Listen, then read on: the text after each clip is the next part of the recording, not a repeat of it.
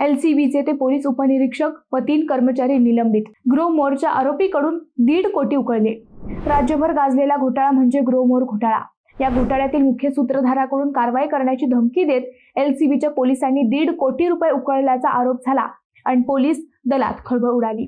या प्रकरणात मोठी अपडेट समोर आली असून या प्रकरणी स्थानिक गुन्हे शाखेच्या उपनिरीक्षक धाकराव, कर्मचारी मनोहर गोसावी, बापूसाहेब फोलाने, गणेश भिगारडे यांना निलंबित करण्यात आले आहे. पोलीस अधीक्षक सोमनाथ घारगे यांनी आदेश काढले आहेत. ग्रोमोर इन्व्हेस्टमेंट फायनान्स प्रकरणी तपास आर्थिक गुन्हे शाखेकडे सोपवण्यात आला आहे. तपासादरम्यान प्रमुख संशयित आरोपी भूपेंद्र राजाराम सावळे याने पोलिसांनी पैसे घेतले असल्याचा आरोप केला आहे.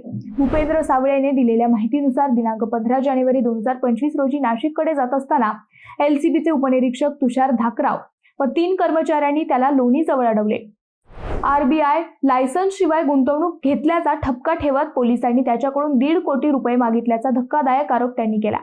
तसेच आरोपीने दावा केला की त्याला आणि त्याच्या भावांना जबरदस्तीने पोलीस अधीक्षक कार्यालयात नेण्यात आले व तेथेच एका विशिष्ट बँक खात्यावर ऑनलाईन पैसे ट्रान्सफर करण्यास भाग पाडण्यात आले.